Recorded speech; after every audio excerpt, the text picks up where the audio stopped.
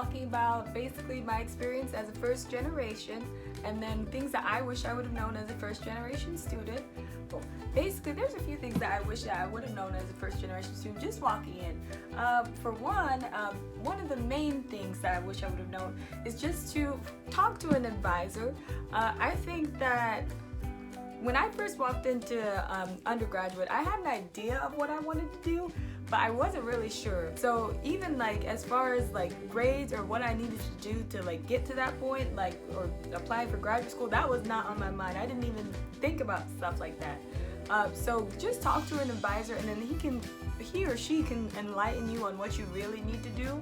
I think that definitely, me talking to an advisor played in when I was a freshman, transitioned my entire academic career 100%, because I had no idea what I was doing, and then my advisor told me basically, you don't need to do this, you need to do this, you need to get on track. And I think that definitely made a difference in my academic career. So I would definitely recommend, if you're a first generation, talk to an advisor about your plan, what you want to do. And then another thing that I would definitely do that I didn't do and an advisor did not help me with, but I 100% recommend that you do this, because this is definitely my fault and I should have done this in the beginning. Space your classes out. Like, seriously, just space them out. Do not take too many hard classes in a semester. This is my fault, and I think this definitely impacted my GPA, and also it'll impact your social life as well. Just space your classes out, where if you're gonna have a hard class, give yourself an easy class in the middle of that. No, but also I have to ask around. That's what makes it hard as a first generation, is that you don't have any like advice on like what classes to take or what to recommend. And then especially if you have like friends or somebody that can help you, like tell you who's a good professor and who's not, that stuff does matter. I would say 100% it does, because if you get easy class and then like a really strict professor, you could be struggling to get a B in that class when other people easily have an A. So stuff like that, and just like spacing your classes out is like paramount.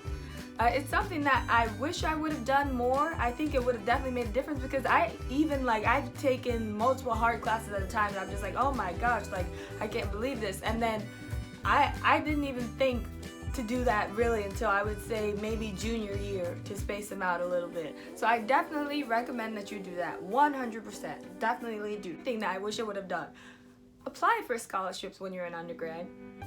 Please apply for scholarships when you're undergrad, because really, as soon as you graduate, you don't really think about after graduation. You just think about, okay, I'm in school, la la la la, I'm just being myself and everything.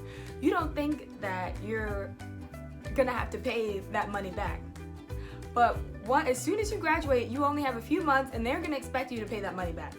So if you apply for scholarships, and then most scholarships, even in graduate school, like going to graduate school, and I look through all these scholarships now, and I'm applying for some, but most of them I don't qualify for, because majority of them are geared towards undergrad.